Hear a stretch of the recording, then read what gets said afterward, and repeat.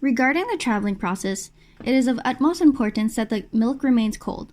The two materials were chosen for their abilities of being a great thermal insulator, meaning that it reduces the heat transfer between the milk and the environment very well. Carton is a natural insulator as it contains air pockets in its cellular structure. Air is a good insulator due to its gaseous nature, making it able to reconfigure its molecules to resist to heat transfer to some degree.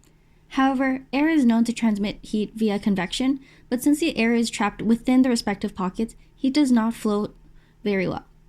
Despite milk being pasteurized in Canada, it can still lead to foodborne illnesses and spoil if not kept below 4 degrees Celsius.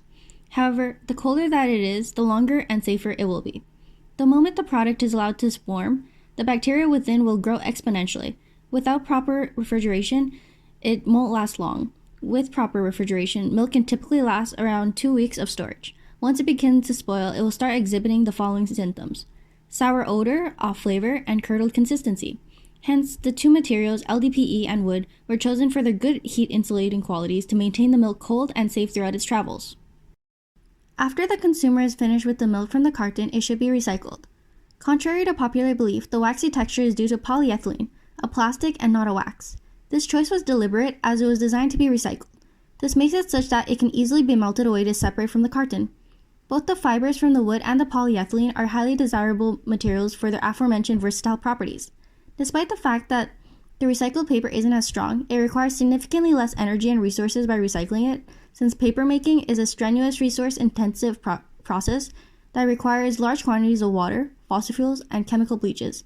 Not to mention the fact that it also slows down the accumulation of landfills.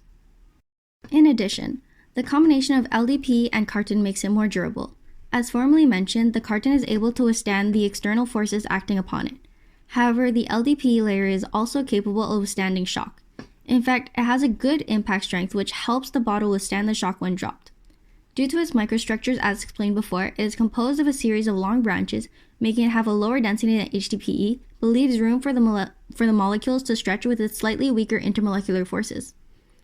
This helps it have a higher resilience to absorb the impact. However, the LDPE itself is not enough to survive the sudden impacts. Thus, the cardboard also has good compressive strength. The combination of both materials result in the perfect milk storage for the clumsy. Now you know how the seemingly simple milk carton is actually a highly well-engineered product capable of providing milk. Isn't it a much better alternative than hauling a cow around? Thank you for listening to this week's episode. Stay tuned next week for a detailed analysis of Godzilla and Kong